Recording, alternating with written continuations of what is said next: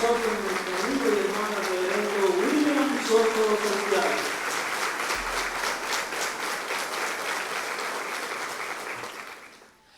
Muy buenas noches, amados amigos y hermanos presentes. Es para mí una bendición grande estar con ustedes en esta ocasión para compartir con ustedes unos momentos de compañerismo alrededor de la palabra de Dios y su programa correspondiente a este tiempo final.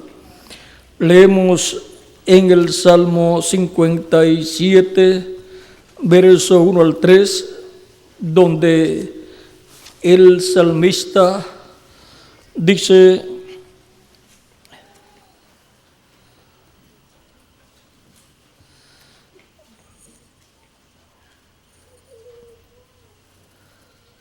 ten misericordia de mí, oh Dios, ten misericordia de mí, porque en ti ha confiado mi alma, y en la sombra de tus alas me ampararé, hasta que pasen los quebrantos,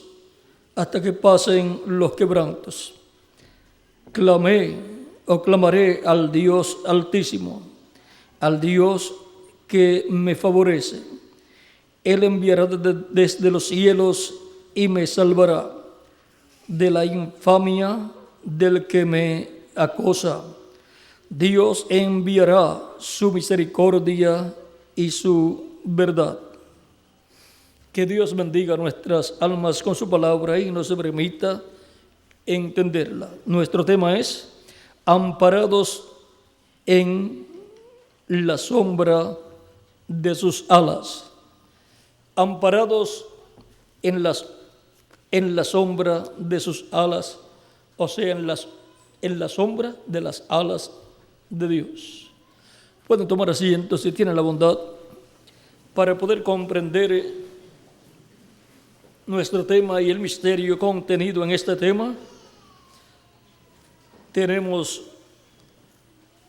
que ver por qué nos habla el salmista acerca de las alas y por qué él se ampara bajo las alas de Dios. En Primera de Reyes,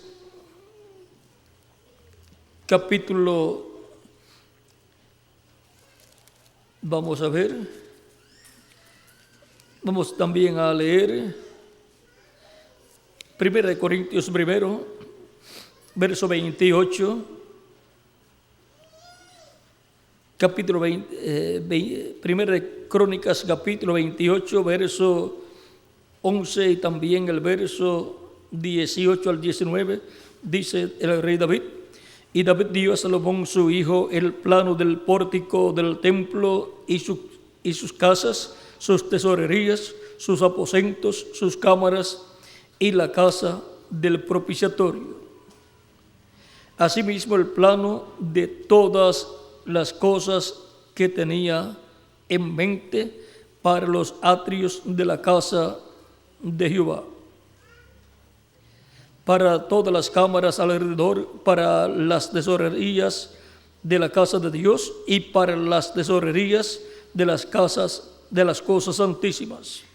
Y luego el verso 18 de ese mismo capítulo 28 de Primera de Crónicas sigue diciendo: además, oro puro en peso para el altar del incienso y para el carro de los querubines de oro, que con las alas extendidas cubrían el arca del pacto de Jehová. Todas estas cosas, dijo David, me fueron trazadas por la mano de Jehová, que me hizo entender todas las obras del diseño. Aquí el rey David dio a su hijo Salomón, el cual se sentó en el trono de David, le dio el plano de todo lo que se había de construir, o sea, la construcción del templo con todas las cosas que estarían dentro de ese templo. Y ahora veamos en la construcción del templo lo que fue llevado a cabo. Recuerden que en el lugar santísimo es donde habita Dios en el templo. Vamos a leer también para tener el cuadro claro de lo que queremos comprender. En Éxodo vamos a ir primero para ver el arca y el tabernáculo que construyó Moisés. Dice capítulo 25, verso 16 en adelante, dice: y pondrás en el arca del testimonio que yo te daré, y pondrás en el arca el testimonio que yo te daré, y harás un propiciatorio de oro fino, cuya longitud será de 2 codos y medio, y su anchura de codo y medio. Harás también 2 querubines de oro labrados a martillo los harás en los 2 extremos del propiciatorio. Harás pues un querubín en un extremo y un querubín en el otro extremo. De una pieza con el propiciatorio harás los querubines en sus 2 extremos. Y los querubines se extenderán por encima las alas, cubriendo con sus alas el propiciatorio, sus rostros el uno enfrente del otro, mirando al propiciatorio los rostros de los querubines. Y pondrás el propiciatorio encima del arca, y en el arca pondrás el testimonio que yo te daré. Y de allí me declararé a ti y hablaré contigo de sobre el propiciatorio de entre los 2 querubines que están sobre el arca del testimonio, todo lo que yo te mandare para los hijos de Israel. Aquí podemos ver dónde Dios estaría y desde dónde Dios le hablaría al profeta Moisés. En el capítulo 16 de Levítico, verso 1 en adelante, dice: habló Jehová a Moisés después de la muerte de los 2 hijos de Aarón, cuando se acercaron delante de Jehová y murieron. Y Jehová dijo a Moisés: di a Aarón tu hermano que no en todo tiempo entre en el santuario detrás del velo, delante del propiciatorio que está sobre el arca, para que no muera, porque yo apareceré en la nube sobre el propiciatorio. Y ahora Dios le dice a Moisés que le diga a Aarón que no en todo tiempo entre dentro del lugar santísimo para que no muera. El sumo sacerdote podía entrar una vez al año y entraba con sangre al lugar santísimo. Ahora, eso era el día de la expiación, el día 10 del mes séptimo de cada año, donde se efectuaba el sacrificio del macho cabrío de la expiación, y su sangre era llevada dentro del lugar santísimo y se esparcía sobre el propiciatorio. El sumo sacerdote con su dedo esparcía 7 veces sobre el propiciatorio. ¿Por qué murieron los hijos de Aarón, siendo ellos sacerdotes? Vean aquí, leímos donde dice que después de la muerte de esos 2 hijos de Aarón, Dios le ordenó a Aarón, a través de Moisés, que no entrara en todo tiempo al lugar santísimo.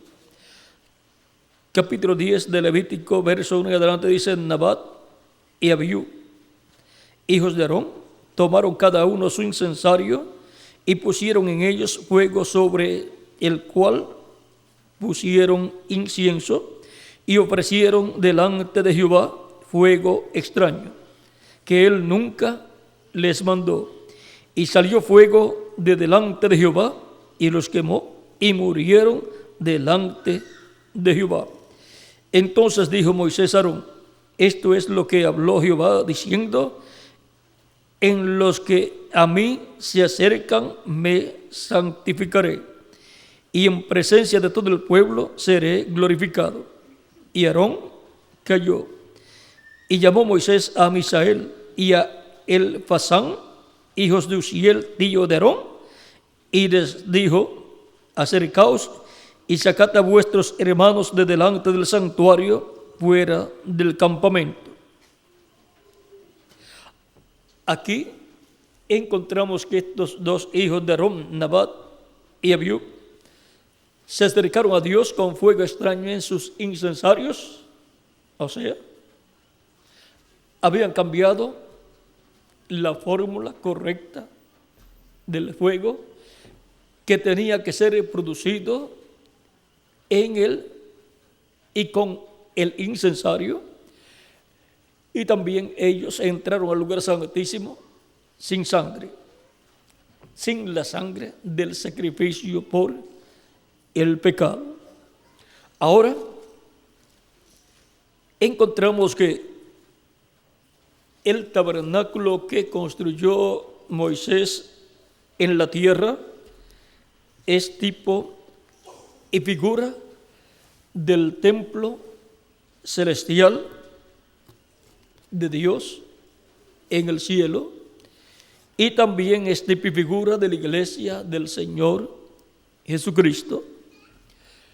Y ahora encontramos que al lugar santísimo nadie puede entrar sin ser cubierto con la sangre del sacrificio.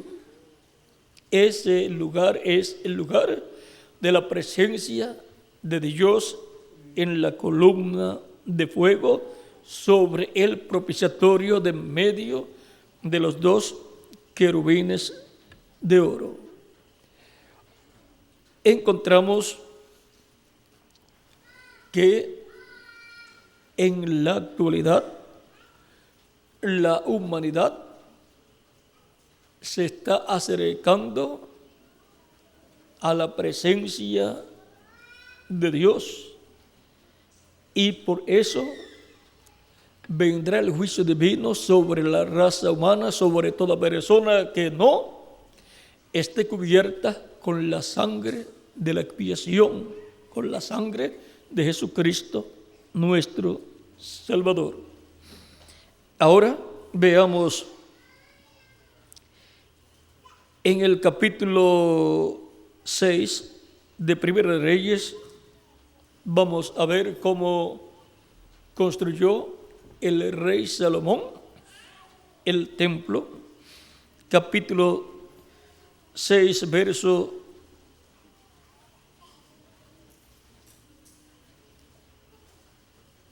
16 en adelante, dice: asimismo hizo al final de la casa un edificio de 20 codos de tablas de cedro desde el suelo hasta lo más alto.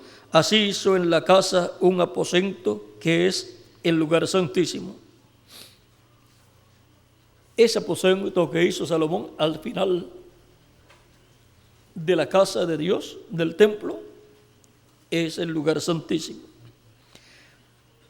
La casa, esto es, el templo de delante, tenía 40 codos. Y la casa estaba cubierta de cedro por dentro y tenía entalladuras de calabazas silvestres y de botones de flores.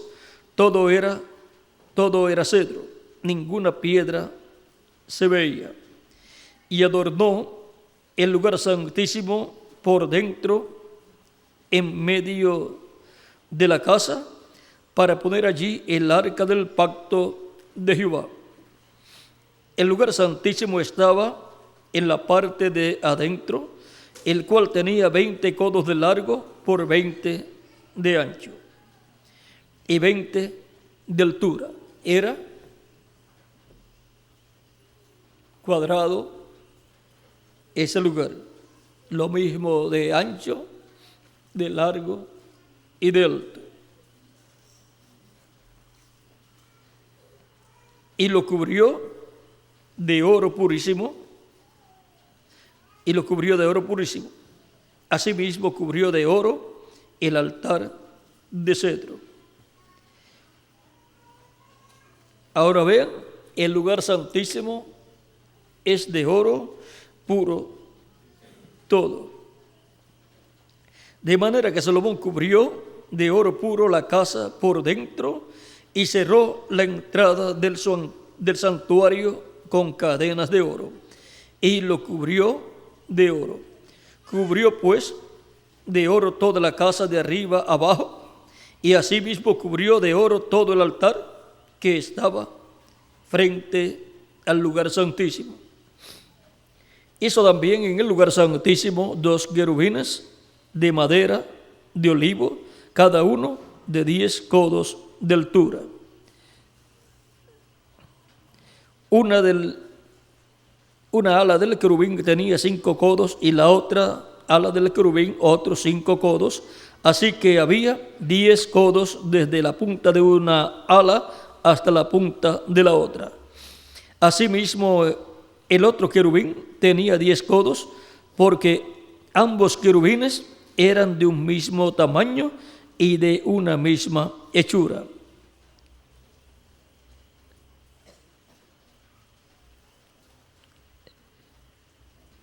La altura de uno era de 10 codos y asimismo la del otro. 10 codos son 14 pies con 4 pulgadas, lo cual es un tamaño gigante. Puso estos querubines dentro de la casa en el lugar santísimo, los cuales extendían sus alas, de modo que el ala de uno tocaba una pared y el ala del otro tocaba la otra pared. Y las otras 2 alas se tocaban la una a la otra en medio de la casa. Cubrió de oro los querubines y esculpió todas las paredes de la casa alrededor de diversas figuras de querubines, palmeras y de botones de flores por dentro y por fuera. Y cubrió de oro el piso de la casa por dentro y por fuera.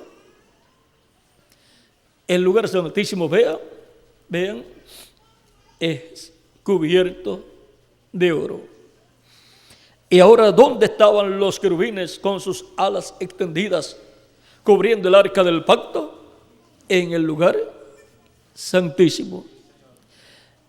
¿Y dónde estaba la presencia de Dios? Sobre el arca del pacto, en medio de los 2 querubines. Por eso es que la protección, el amparo, está bajo la sombra de las alas de los querubines de Dios. Esas alas de los querubines de Dios están ¿dónde? Dentro del lugar santísimo. Dice Segunda de Samuel, capítulo 6, verso 1 al 2, David volvió a reunir a todos los escogidos de Israel, 30,000, y se levantó David y partió de Bala de Judá con todo el pueblo que tenía consigo para hacer pasar de allí el arca de Dios, sobre la cual era invocado el nombre de Jehová de los ejércitos, que mora entre los querubines. Antes de estar los 2 querubines de madera de olivo cubiertos de oro, solamente estaba en el arca del pacto y sobre el arca del pacto en el lugar santísimo los 2 querubines de oro sobre el propiciatorio. Ahora, en Isaías también, En el capítulo 37, verso 16, dice Jehová de los ejércitos, Dios de Israel, que moras entre los querubines. Solo tú eres Dios de todos los reinos de la tierra. Tú hiciste los cielos y la tierra. Y ahora, ¿dónde dice el profeta Isaías que mora Dios? Entre los querubines. También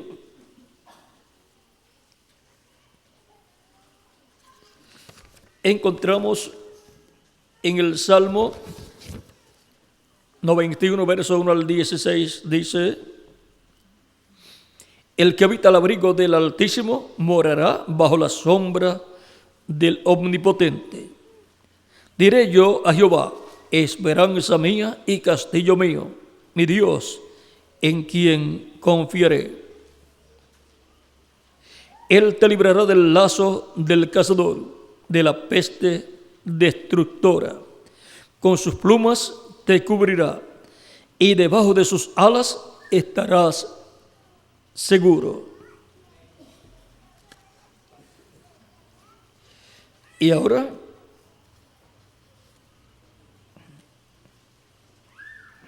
vamos a ver otro lugar.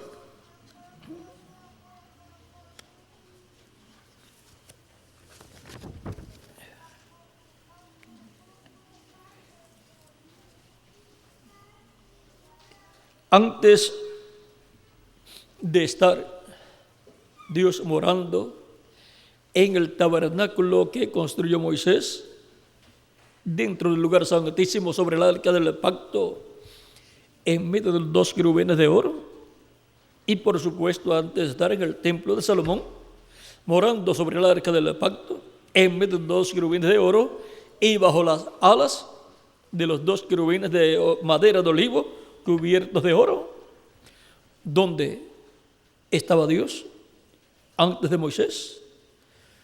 Dios mora en el cielo. Dice la Escritura que su trono Dios lo estableció en el cielo. Por consiguiente, en el cielo está todo lo que Moisés construyó en el tabernáculo y también en lo que Salomón construyó en el tabernáculo. Es tipo y figura el tabernáculo que construyó Moisés y el templo que construyó Salomón. Es tipo y figura del templo celestial. Conforme al modelo que le fue mostrado en el cielo, Moisés construyó el tabernáculo. Y luego encontramos que David dice que le fue todo trazado por la mano de Dios. Los planos que entregó el rey David a Salomón, todo eso fue trazado por la mano de Dios. De acuerdo a lo que Dios le mostró, fue hecho el plano del templo que construyó el rey Salomón. Ahora encontramos que los 2 querubines de oro son tipo y figura de los arcángeles Miguel y Gabriel en el cielo. Sobre el arca del pacto en el lugar santísimo encontramos a Dios en el tabernáculo que construyó Moisés y el templo que construyó el rey Salomón. Dios morando en medio de los 2 querubines de oro y bajo las alas de los querubines de madera de olivo en el templo que construyó el rey Salomón. Esos son los querubines que están en la presencia de Dios. Tipo y figura de los arcángeles Gabriel y Miguel, que son los que están en la presencia de Dios en el cielo. Y ahora vean cuando fue enviado Gabriel a la Virgen María y también al sacerdote Zacarías de dónde fue enviado.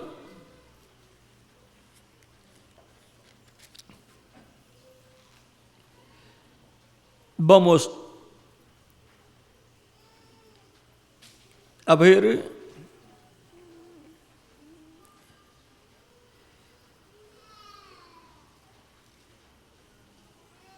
capítulo 1, verso 19 en adelante, dice: respondiendo el ángel le dijo, de San Lucas, le dijo, respondiendo el ángel le dijo, o sea, a Zacarías le dijo: yo soy Gabriel, que estoy delante de Dios, y he sido enviado a hablarte y darte estas buenas nuevas. Y ahora,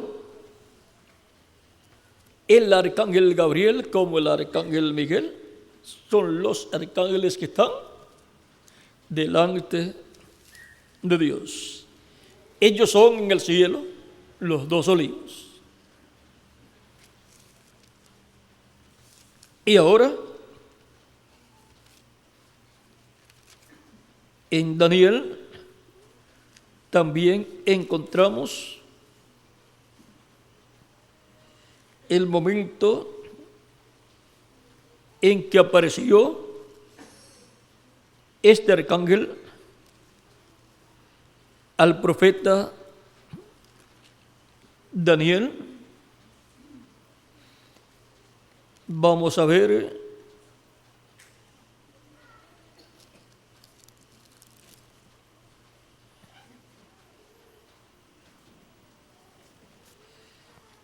en el capítulo 9, verso 21 en adelante, dice: aún estaba hablando en oración cuando el varón Gabriel, a quien había visto en la visión al principio, volando con presteza, vino a mí como a la hora del sacrificio de la tarde.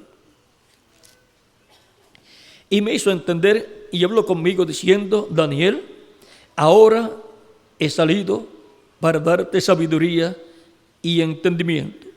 Al principio de tus ruegos fue dada la orden, y yo he venido para enseñártela, porque tú eres muy amado. Entiende pues la orden y entiende la visión.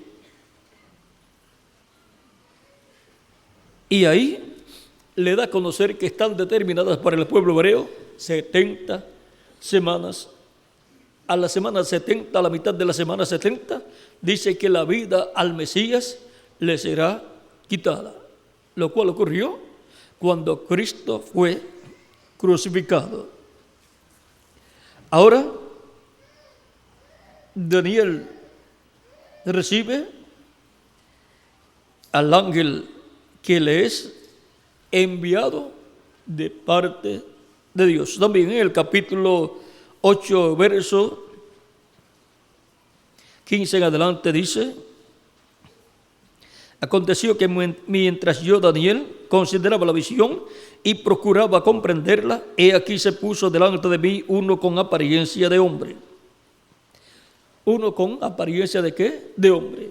Ese es Daniel. Daniel, ese es Gabriel. Gabriel significa hombre de Dios, varón de Dios.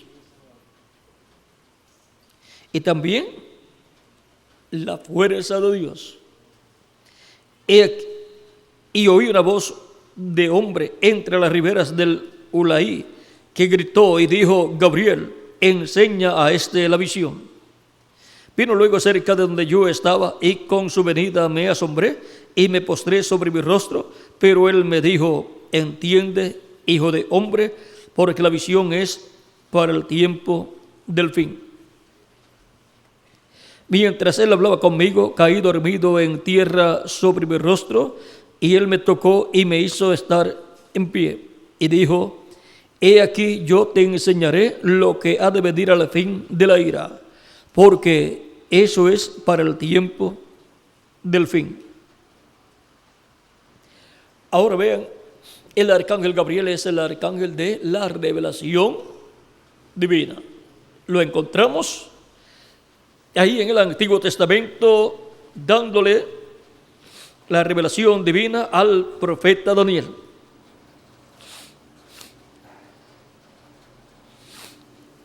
siempre le he llamado al arcángel Gabriel, el arcángel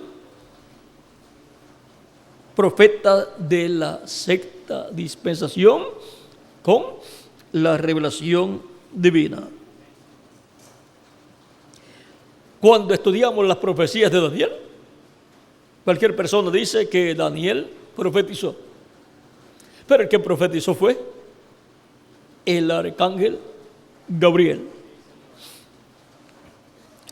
Y así encontramos muchos pasajes en donde es el Espíritu de Dios, el Espíritu Santo, el que ha estado hablando a través de los profetas.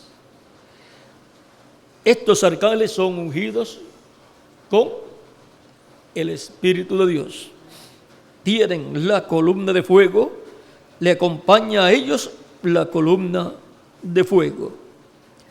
Ahora, estos son los arcángeles que están en la presencia de Dios.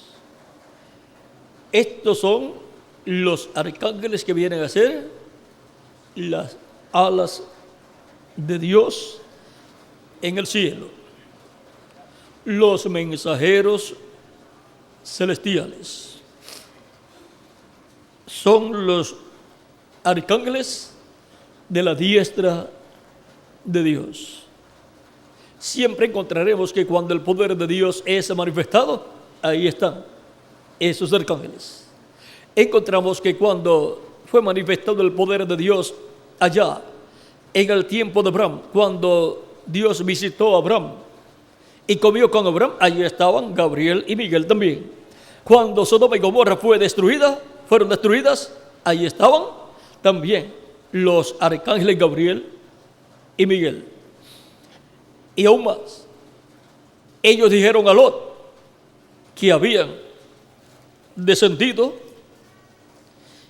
y miren lo que dicen ellos a Lot en el capítulo 19 del Génesis.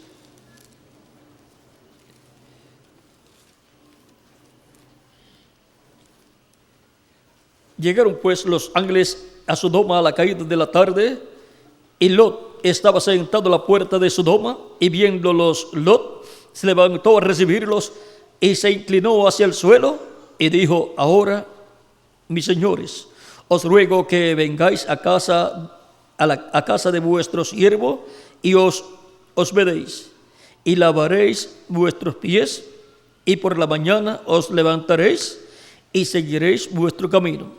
Y ellos respondieron: no, que en la calle nos quedaremos esta noche.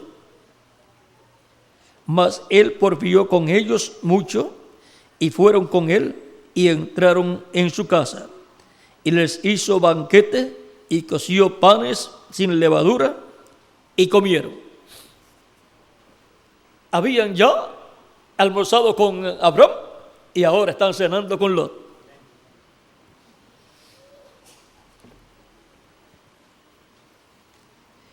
Pero ahí todavía no está Dios, porque Dios estaba con Abraham.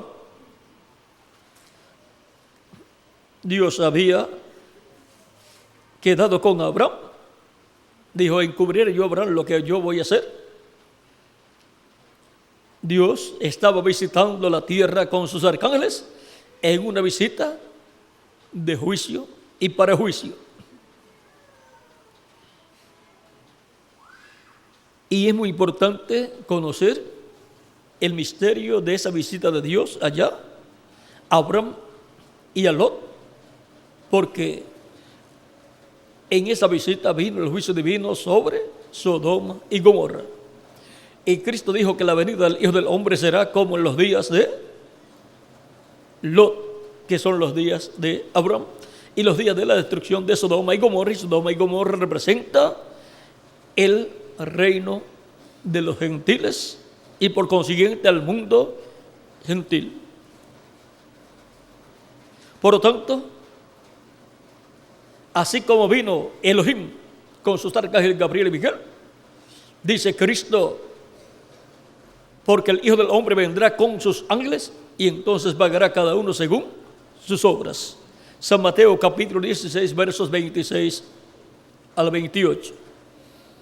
Y en el monte de la transfiguración mostró allí el orden de la venida del Hijo del Hombre con sus ángeles, y aparecen a cada lado de Jesús Moisés y Elías. Y ahora vamos a ver lo que sucedió aquí. Pero antes que se acostasen, rodearon la casa los hombres de la ciudad, los varones de Sodoma, todo el pueblo junto, desde el más joven hasta el más viejo, y llamaron a Lot y le dijeron: ¿dónde están los varones que vinieron a ti esta noche? Sácalos para que los conozcamos. Entonces Lot salió a ellos a la puerta y cerró la puerta tras sí, y dijo: os ruego, hermanos míos, que no hagáis tal maldad. He aquí ahora yo tengo 2 hijas que no han conocido varón. Os las sacaré fuera y haced de ellas como bien os pareciere. Solamente que a estos varones no hagáis nada, pues que vinieron a la sombra de mi tejado. Y ellos respondieron: quita allá. Y añadieron: vino este extraño para habitar entre nosotros, y habrá de erigirse en juez. Ahora te haremos más mal que a ellos. Y hacían grande violencia al varón, a Lot, y se acercaron para romper la puerta. Entonces los varones alargaron la mano y metieron a Lot en casa con ellos y cerraron la puerta. Y a los hombres que estaban a la puerta de la casa hirieron con ceguera desde el menor hasta el mayor, de manera que se fatigaban buscando la puerta.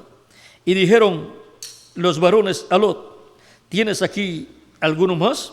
Yernos y tus hijos y tus hijas, y todo lo que tienes en la ciudad, sácalo de este lugar, porque vamos a destruir este lugar. ¿Quiénes iban a destruir ese lugar? Los arcángeles Miguel y Gabriel.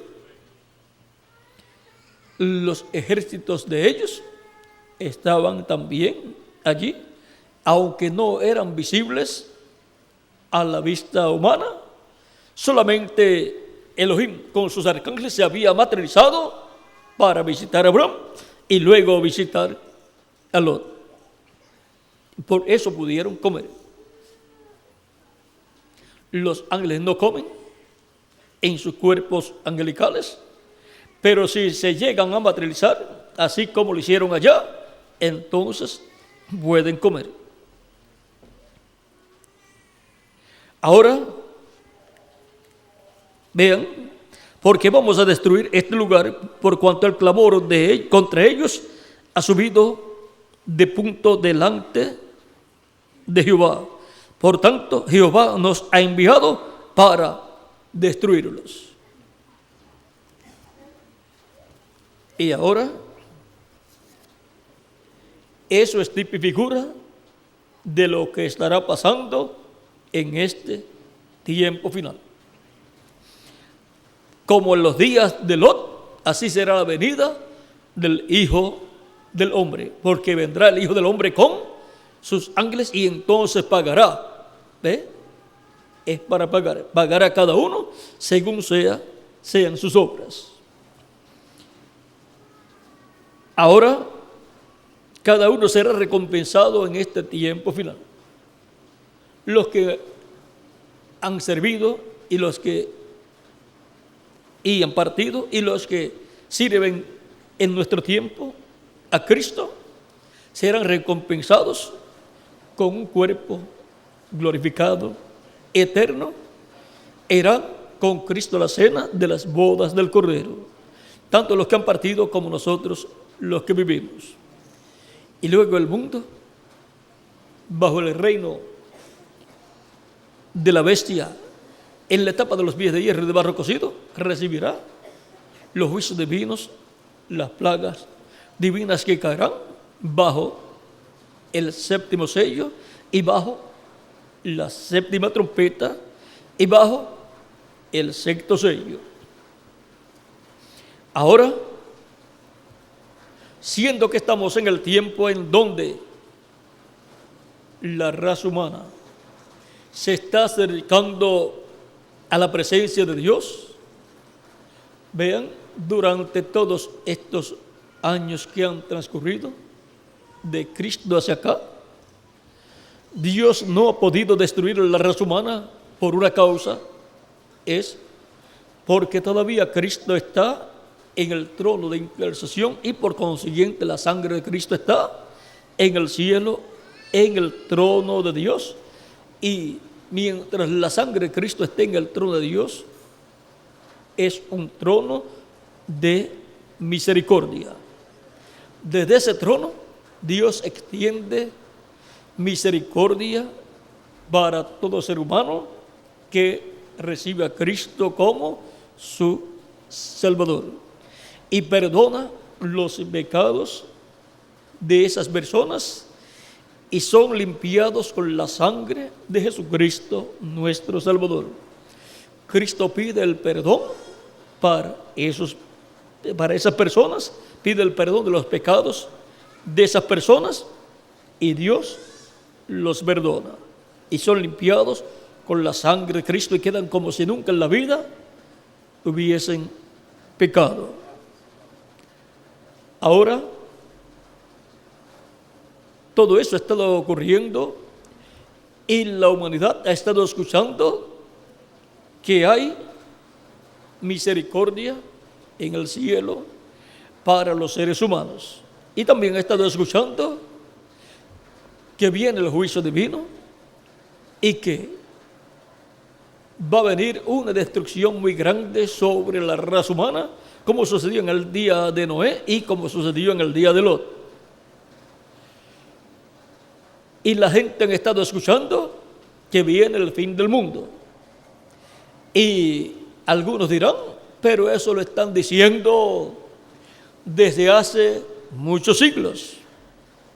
Siempre Dios en su amor usa profetas mensajeros para que con tiempo les anuncien a la humanidad lo que ha de venir, para que la humanidad esté bajo las alas de Dios y estén cubiertos con la sangre de la expiación y así estén limpios de todo pecado.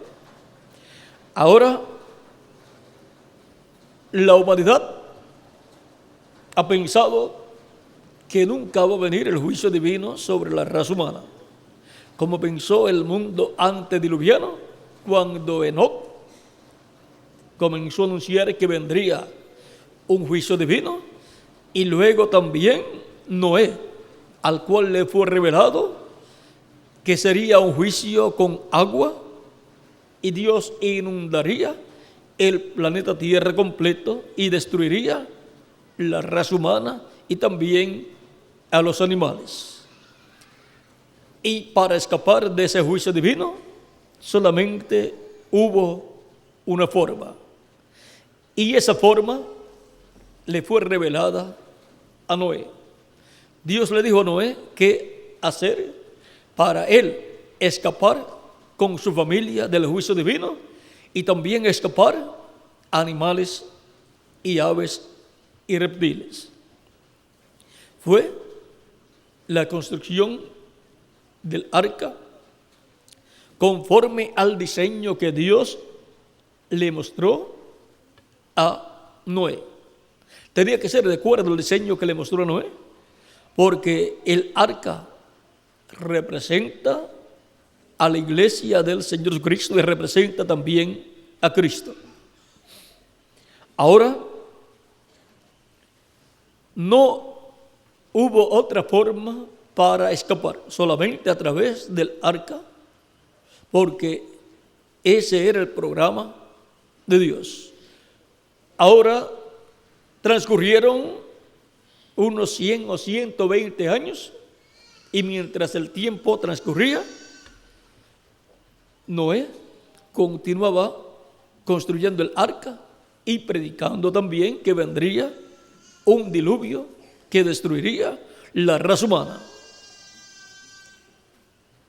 Y la humanidad en ese tiempo no conocía eso de la lluvia como nosotros conocemos y como la hemos tenido hoy. Y pensaban que Noé estaba loco.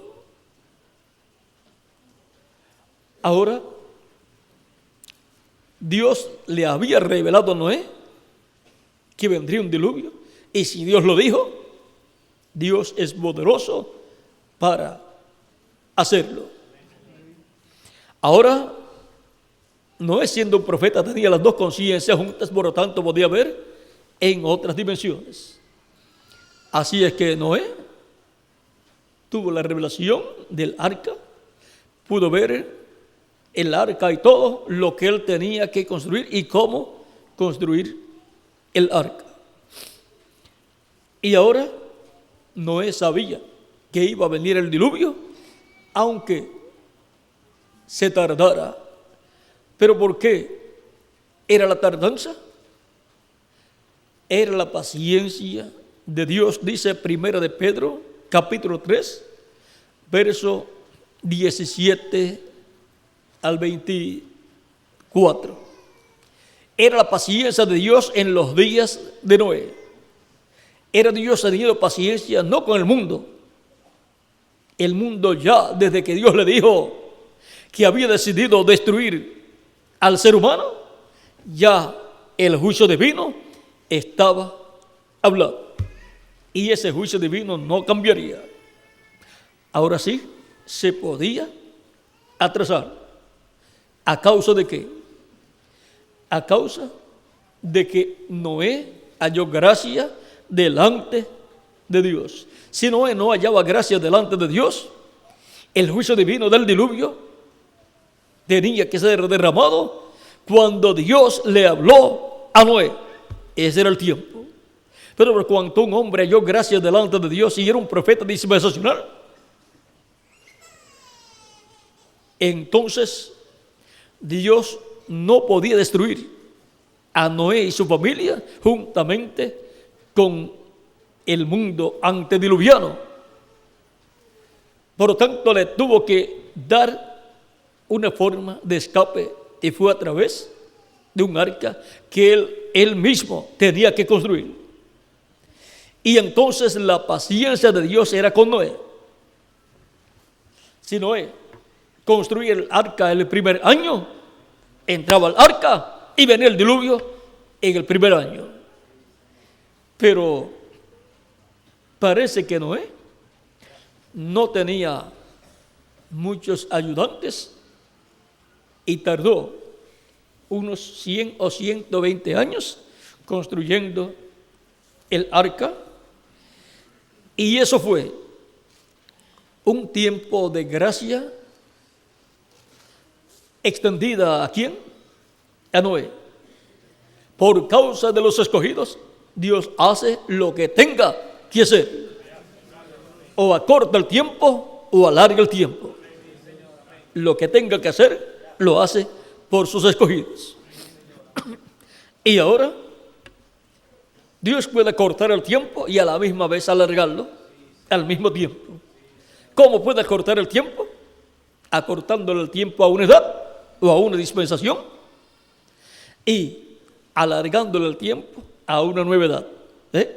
Entrando una nueva edad en donde la misericordia de Dios quede extendida por un tiempo más.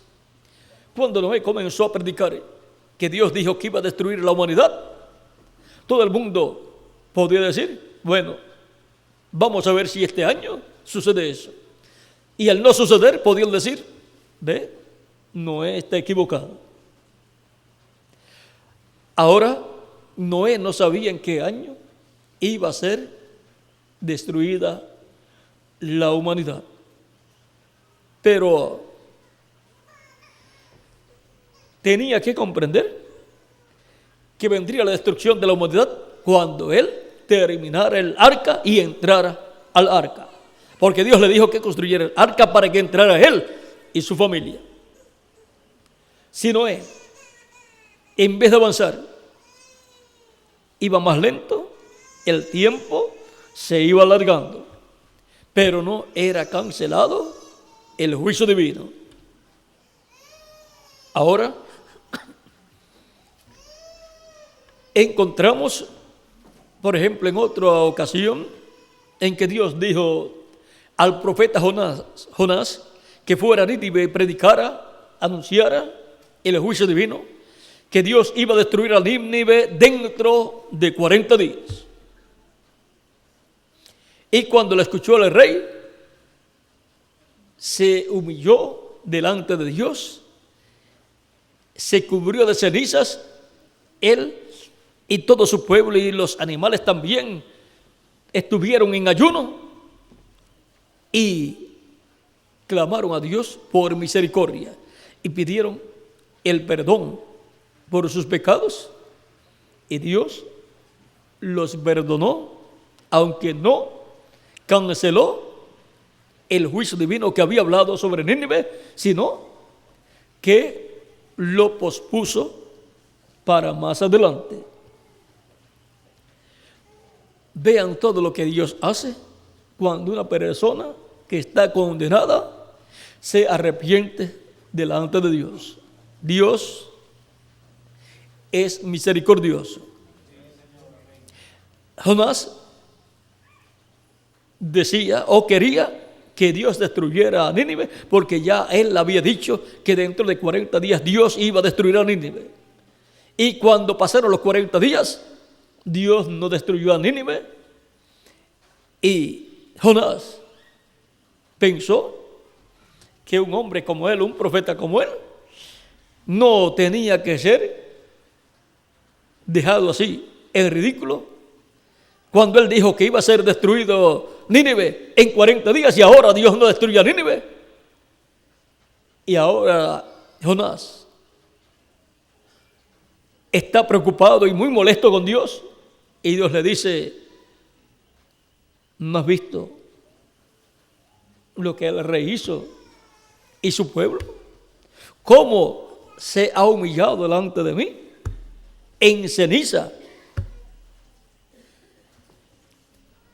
Ese pueblo no conocía su mano derecha, un pueblo ignorante en cuanto a Dios, en cuanto al Dios de Abraham, de Isaac y de Jacob, en cuanto al Dios de los hebreos, y ahora se han humillado.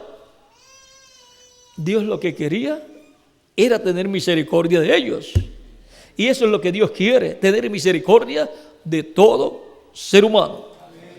Por eso envía sus mensajeros, sus profetas de edad en edad y de dispensación en dispensación. Y ahora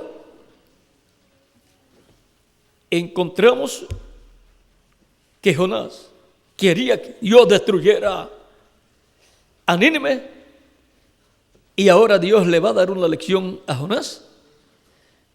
Hace que crezca una calabacera, y ahí Jonás durante el día se colocaba, le daba sombra y estaba lo más contento ahí a la sombra y mirando a ver si Dios iba a destruir a Nínive. Y ahora, durante la noche, Dios envía un gusano que se come toda la calabacera, y al otro día, cuando sale el sol y arrecia el calor, Jonás no encontraba dónde meterse y se molestó con Dios. Y ahora Dios le da ahí una lección a Jonás. Ahora Jonás, aunque era así medio rabioso, con todo y eso era el profeta de Dios. Y Dios no podía enviar otro profeta con el mensaje para Nínive, sino a Jonás. Un profeta es un profeta, tenga los defectos que tenga. Como Moisés, lo despreciaron, pero luego Dios le envió el mismo profeta, un poquito más viejo. Unos 40 años más adelante, les envió el mismo profeta. Ahora Moisés tuvo muchísimos problemas. Era hasta buscado por la justicia egipcia, pero Dios lo libró. Ahora encontramos en el caso de Moisés que no podía ser libertado el pueblo hebreo a menos que no fuera por el ángel de Jehová, el Espíritu Santo, a través de Moisés. Porque ese fue el hombre destinado por Dios desde antes de la fundación del mundo, para Dios a través de él llevar a cabo esa labor. Y siendo un profeta dispensacional, que es la clase de profeta más grande que Dios tiene y envía a la raza humana, no podía cambiarlo por un mensajero de una edad. Profeta dispensacional, solamente hay uno para cada dispensación. Ahora, en el caso de Moisés, Moisés representa a Cristo. Y en el caso de Jonás, Jonás también representa a Cristo. Vean, Cristo dijo cómo Jonás estuvo en el corazón de la tierra 3 días y 3 noches, así el Hijo del Hombre estará en el corazón de la tierra, así como Jonás estuvo en el corazón o en el interior de un pez grande, más bien. Y ahora encontramos que era tipo de Cristo. Todos los profetas de Dios son tipo y figura de Jesucristo. A través de ellos, Cristo se refleja. Y Cristo, el ángel del pacto, el ángel de Jehová, habla a su pueblo. Son los instrumentos de Cristo. El Espíritu de Cristo que estaba en los profetas, el cual profetizó a través de ellos, vean, reveló a los profetas la venida del Mesías y los sufrimientos que él tendría. Eso está por ahí, por San Pedro, una de las cartas de San Pedro, el 1 de Pedro capítulo 1 verso 10 en adelante dice: los profetas que profetizaron de la gracia destinada a vosotros inquirieron y diligentemente indagaron acerca de esta salvación, escudriñando qué persona y qué tiempo indicaba el Espíritu de Cristo que estaba en ellos, el cual anunciaba de antemano los sufrimientos de Cristo y las glorias que vendrían tras ellos. Era el Espíritu de Cristo el que estaba en los profetas del Antiguo Testamento. Y el Espíritu de Cristo es el ángel de Jehová, el ángel del pacto, el cual a través de los profetas era el que profetizaba. Pero las personas veían a un hombre profetizando, pero en ese hombre estaba Cristo en Espíritu Santo, el ángel de Jehová, hablando, profetizando. Porque solamente hay un profeta. Ese es Cristo. Ese es Dios. Cristo en Espíritu Santo, hablando a través de los hombres mensajeros que Él ha enviado de edad en edad y de dispensación en dispensación. Hombres con las dos conciencias juntas para recibir la revelación de Dios, de Cristo, para el pueblo. Ahora, ven ustedes en el caso de Jonás. Dios no destruyó a Nínive en el tiempo en que Dios le había dicho a Jonás. Luego de los 40 días, dentro de 40 días, le fue dicho a Jonás y Jonás así lo proclamó. Pero la destrucción vino más adelante, pero por cuanto ese rey se arrepintió con su pueblo, no vino en el tiempo de ese rey, no vino en ese tiempo, y entonces fue pospuesta esa destrucción, se atrasó. Algunas personas han visto cómo Dios puede atrasar el tiempo de un juicio. Lo hizo en el tiempo de Noé también. Le dio 120 años más, luego que Dios le había hablado a Jonás, luego que Dios había dicho que iba a destruir la raza humana. También a Egipto, vean ustedes, 40 años más, a causa de Moisés y el pueblo de Moisés, que no estaban preparados y necesitaron 40 años más. Y encontramos que el reverendo William Branham, siendo el profeta precursor de la segunda venida de Cristo, con el espíritu y virtud de Elías en su cuarta manifestación, en el cual el Espíritu Santo operó ese ministerio, él dijo que para el 1977 las visiones o esas visiones que él tuvo, que sucederían antes de la destrucción, él dijo, para el 77 ya deben estar cumplidas. Y la última fue una explosión muy grande, en donde vio a Norteamérica sumida en humo y fuego y así por el estilo. Eso no es sino una destrucción atómica. Ahora, ¿qué pasó? ¿Se equivocaría? No se equivocó. ¿Quién ha hecho que no se cumpliera en el 1977 ya esas 7 visiones? Por causa de los escogidos del día postrero, no fue cumplido en el 1977. ¿Por amor? ¿A quiénes? A nosotros. Porque todavía faltaba un grupo de escogidos en el cuerpo místico de Cristo de entrar. Y a causa de los escogidos del día postrero,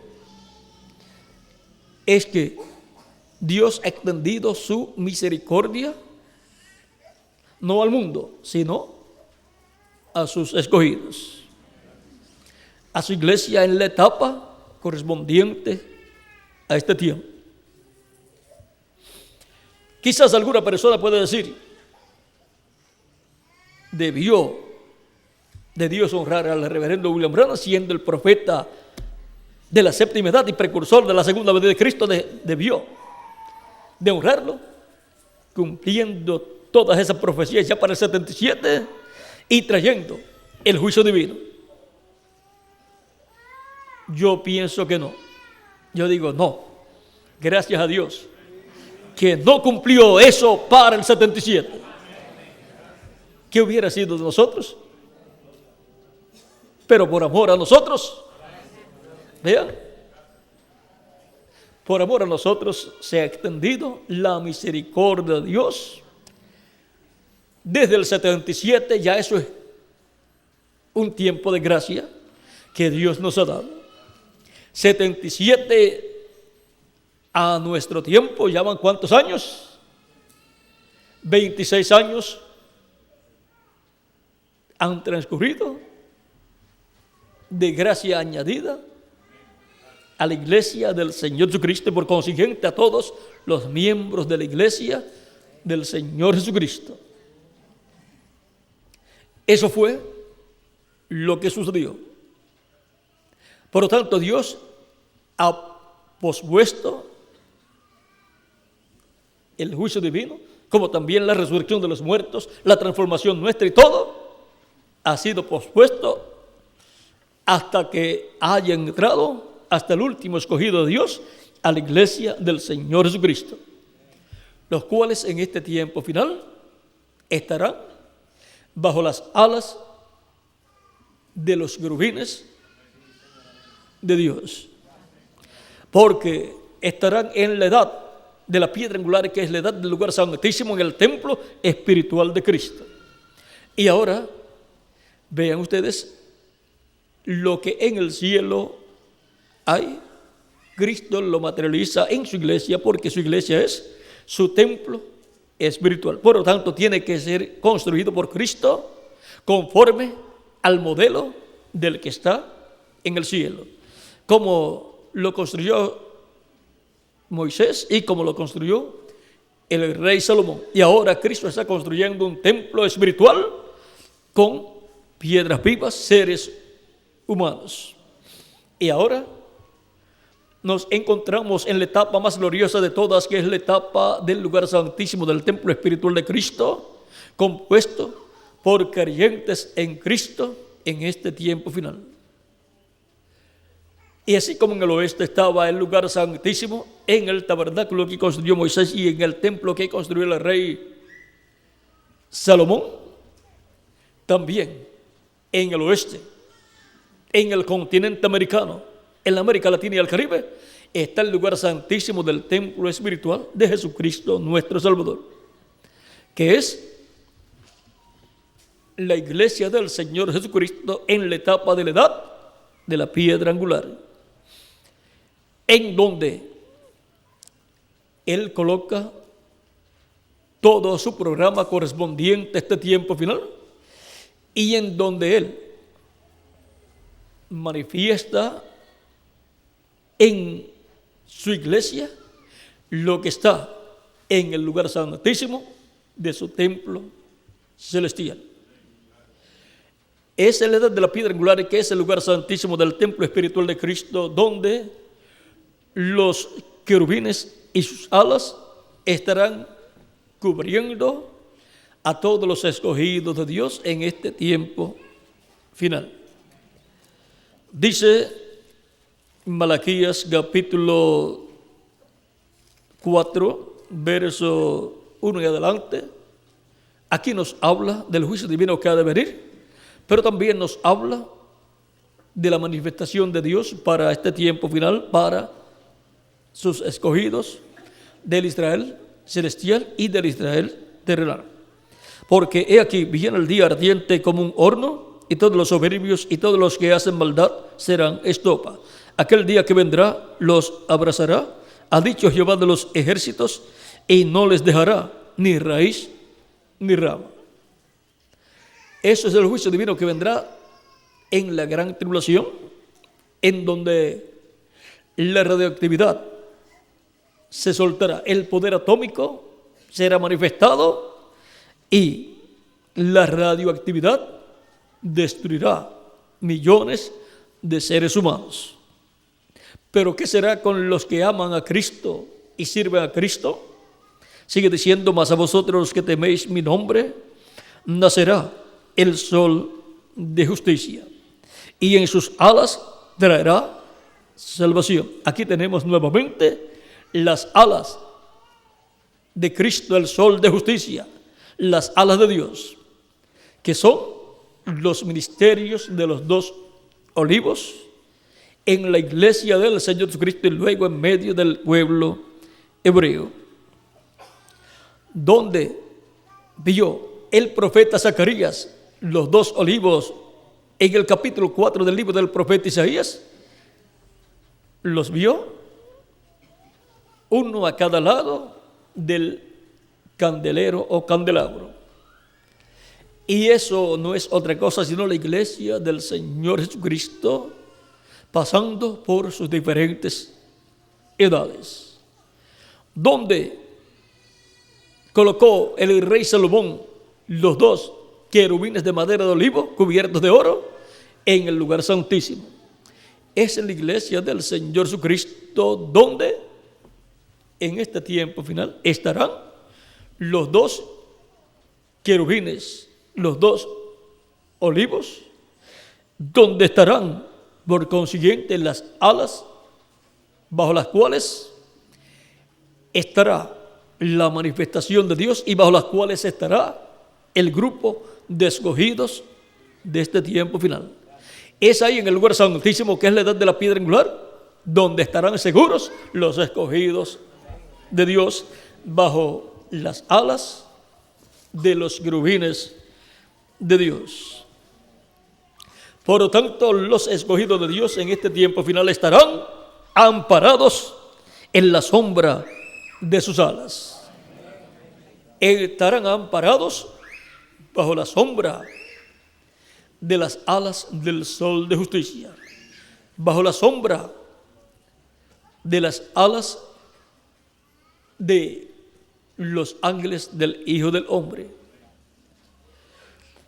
Por lo tanto, estaremos amparados, protegidos, seguros en el lugar santísimo del templo espiritual de nuestro amado Señor Jesucristo, bajo la sombra de las alas de los querubines. Y ahora hemos visto cómo lo que está en el cielo estuvo representado en el tabernáculo que construyó Moisés y el templo que construyó el rey Salomón, y ahora está representado todo en la iglesia del Señor Jesucristo. Y ahora en la iglesia del Señor Jesucristo es donde Dios ha estado y estará en este tiempo derramando sus grandes bendiciones. Ahí es donde está manifestada la misericordia de Dios. Fuera de la iglesia del Señor Jesucristo no hay misericordia para ninguna persona. Ahora, la raza humana, dentro de poco, cuando Cristo termine su obra de intercesión en el cielo y se levante del trono del Padre, ya no habrá sangre en el lugar santísimo, no habrá sangre en el propiciatorio, en el trono de Dios, y por consiguiente la raza humana se encontrará frente a la presencia de Dios sin la sangre del sacrificio por el pecado, y por consiguiente el juicio divino vendrá sobre la raza humana. Pero aquellos que han estado bajo la sombra de las alas de Dios, de las alas de los querubines, están protegidos del juicio divino, porque están cubiertos con la sangre de la expiación y están bajo las alas de los querubines de Dios. Ahí están amparados en la sombra de sus alas. Por eso podemos estar tranquilos, felices, contentos y agradecidos a Dios por estar en el cuerpo místico de Cristo en la edad de la piedra angular, que es la edad del lugar santísimo, bajo el amparo, en el amparo divino, amparados en la sombra de sus alas. Por eso es que estamos esperando nuestra transformación. Y por eso estamos esperando ser llevados con Cristo a la cena de las bodas del Cordero. Ya falta muy poco para ese glorioso momento. Lo único que falta es que se complete la iglesia del Señor Jesucristo, que haya entrado el cuerpo místico hasta el último escogido de Dios. Puede ser uno que escuche el mensaje y venga arrepentido de sus pecados, reciba a Cristo como su Salvador, sea bautizado en agua en su nombre y recibe el Espíritu Santo y obtenga así el nuevo nacimiento. O puede ser alguno que ya está dentro y no ha nacido de nuevo todavía. O puede ser algún niño, un bebé que nazca en una familia creyente. Porque no nos vamos a ir sin nuestros hijos. Así es que, mientras tanto, permanecemos amparados en la sombra de sus alas. ¿Y dónde están sus alas? Dentro del lugar santísimo. Y eso es dentro de la edad de la piedra angular, que es el lugar santísimo del templo espiritual de Jesucristo, nuestro Salvador. Por lo tanto, del lugar santísimo celestial viene el amparo para todos los hijos e hijas de Dios en el lugar santísimo del templo espiritual de Cristo, nuestro Salvador. Por eso los arcángeles Miguel y Gabriel están a cargo de la protección de los escogidos de Dios en este tiempo final. Y han estado también a cargo de los escogidos de Dios en las edades pasadas. Y luego obrarán en favor del pueblo hebreo también. Por lo tanto, estamos bien amparados, bien protegidos en la sombra de sus alas. Hemos visto a los arcángeles Gabriel y Miguel en el cielo. Esos son los dos olivos en el cielo.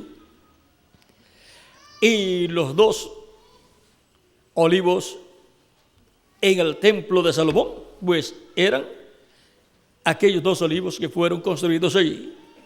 Y los dos olivos en el tiempo del profeta Zacarías eran el príncipe Zorobabel y el sumo sacerdote Josué. Y ellos eran tipo y figura de los dos olivos para este tiempo final de Apocalipsis, capítulo 11, verso 3 en adelante. Encontramos ahí, en ese capítulo 11, que aparecen los dos olivos y dice que son los dos ungidos que están delante de Dios. Por lo tanto, con la manifestación de los dos ungidos que están delante de la presencia de Dios, la iglesia del Señor Jesucristo estará amparada bajo la sombra de sus alas. Y esto es bajo la sombra y bajo las alas del Omnipotente. Y estarán en pie delante del Hijo del Hombre con sus ángeles.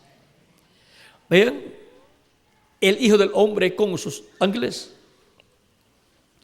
Así como Dios en el cielo con sus arcángeles Miguel y Gabriel.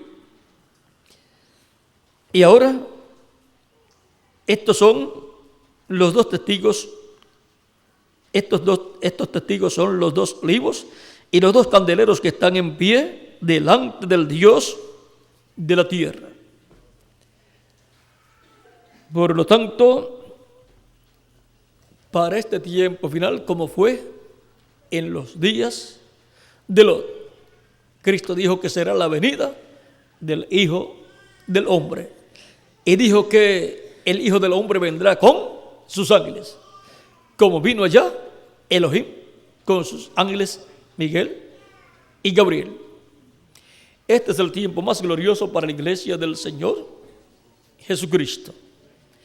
Este es tiempo de revelación divina para tener así la revelación, la fe, para ser transformados y llevados con Cristo a la cena de las bodas del Cordero. La revelación del séptimo sello, la revelación del Hijo del Hombre con sus ángeles viniendo a su iglesia. Y ahora, todo esto nos coloca dentro del lugar santísimo, amparados en la sombra de sus alas. Estamos amparados en la sombra de sus alas. Pues estamos amparados dentro del templo espiritual de Cristo en el lugar santísimo. Por tanto, tenemos amparo, protección del cielo. Es en la iglesia de Jesucristo donde está la protección para todo ser humano en cada edad. Las 7 edades corresponden al lugar santo y ahora la edad de la piedra angular corresponde al lugar santísimo. Y es ahora en el lugar santísimo donde está la protección, el amparo para todo ser humano bajo las alas de los querubines, que son las alas de Dios. Y ahora permanecemos bajo el amparo de Dios, amparados en la sombra de sus alas.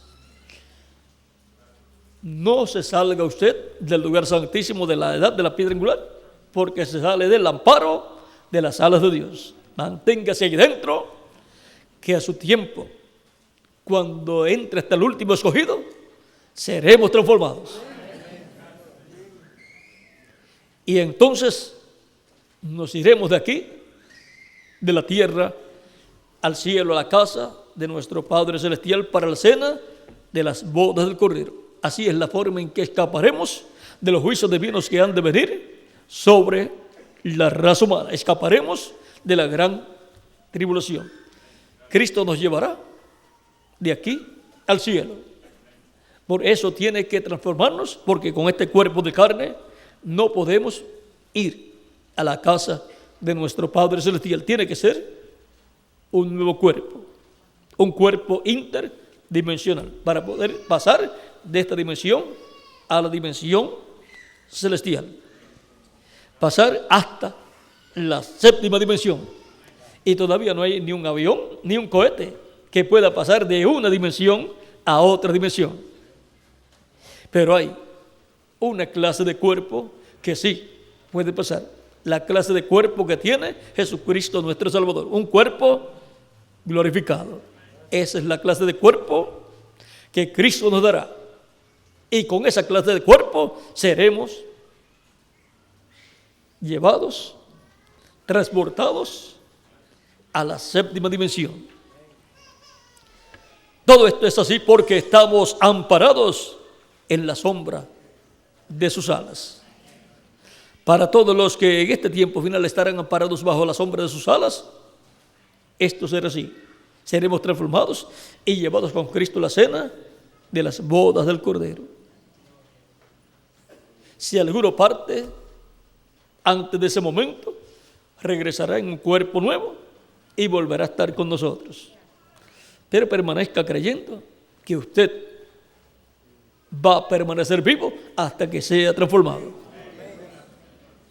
No esté pensando que se va a morir, porque si piensa que se va a morir, si usted lo piensa y lo cree, pues ¿qué le va a suceder? Pues se va a morir.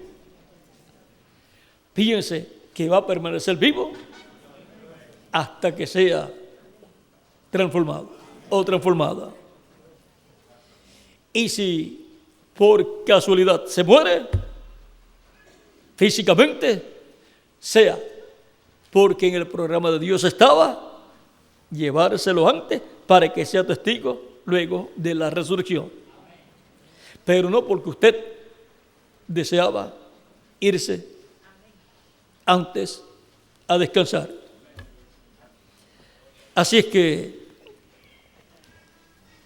permanezcamos firmes creyendo que vamos a ser transformados estando vivos, porque estamos amparados en la sombra de sus alas.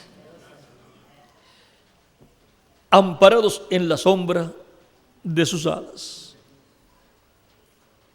El que está amparado en la sombra de sus alas puede estar tranquilo, porque los juicios divinos de la gran tribulación no vendrán sobre usted.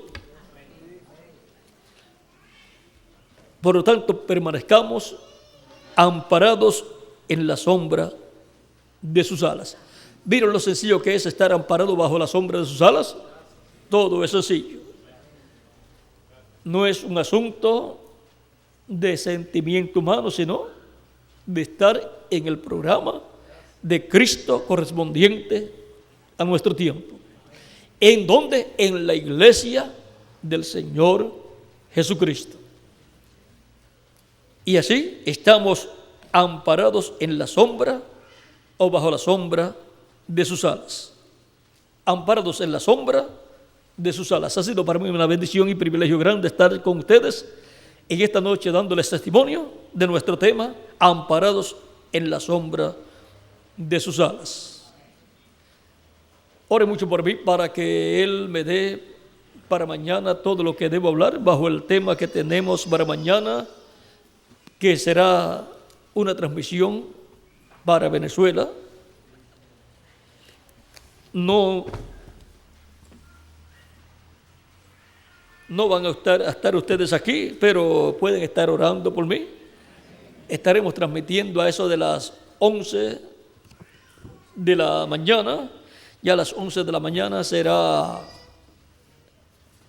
esa actividad allá en Venezuela, la cual comenzará mucho antes, pero la transmisión será del mensaje a esa hora. El tema es hecha mano de la vida eterna. Hecha mano de la vida eterna. Para todos los que quieran mandar saludos para Venezuela, levanten sus manos y con un aplauso les enviamos saludos a todos nuestros hermanos en Venezuela.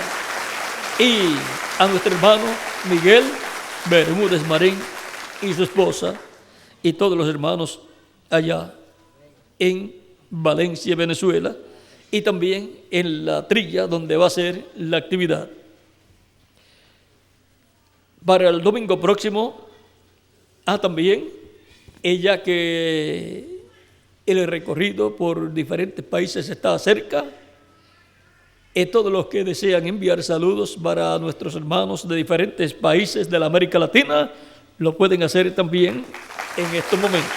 Con ese aplauso, reciban todos los hermanos de la América Latina y el Caribe muchos saludos de los hermanos aquí en Calley, Puerto Rico.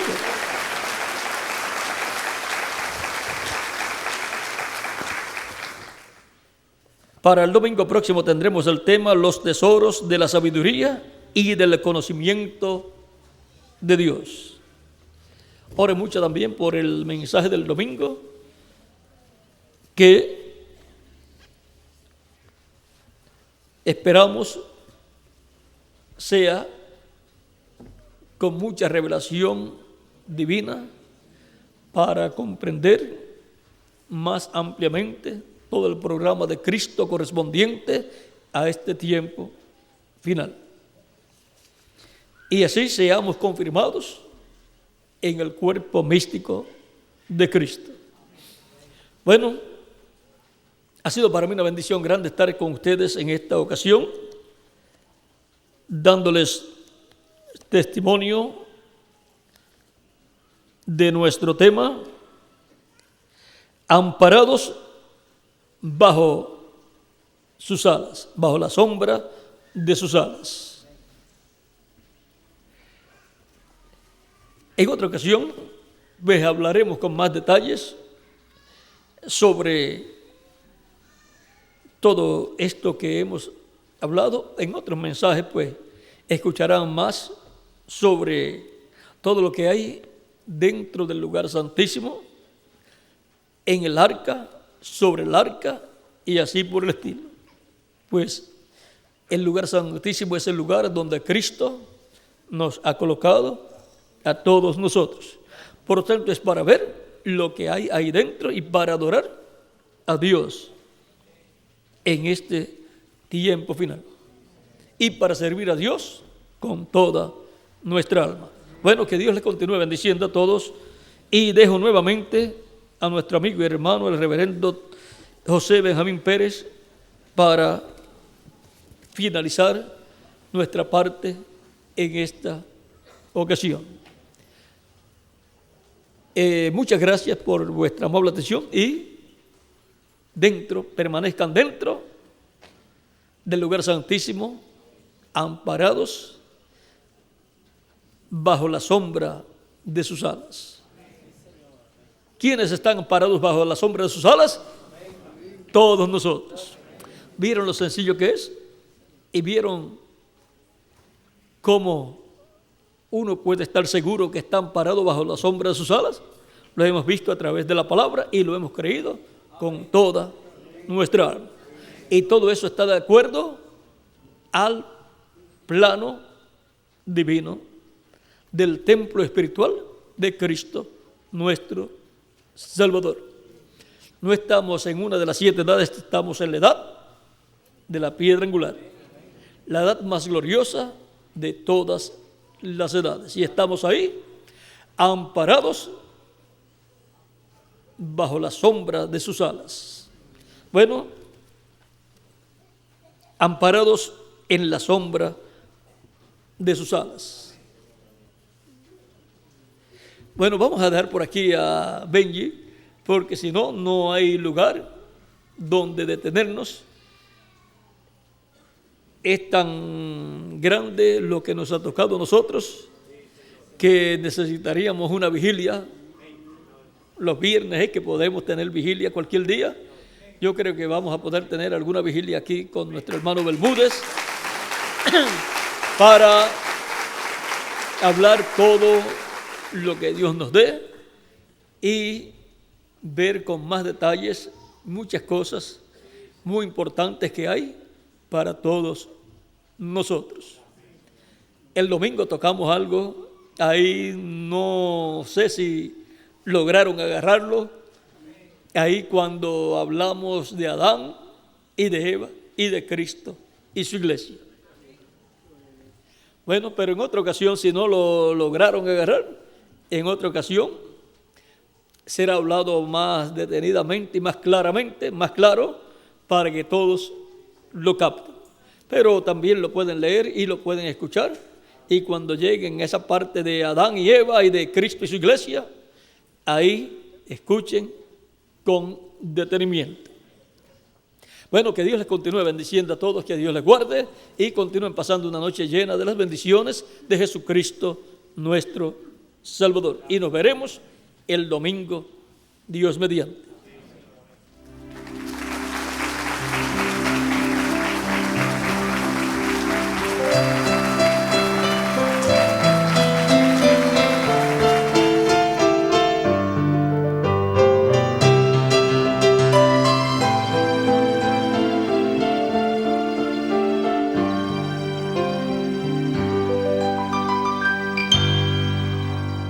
Quiero cantar una linda canción de un hombre que me transformó. Quiero cantar una linda canción de aquel que mi vida cambió. Es mi amigo Jesús, es mi amigo Jesús.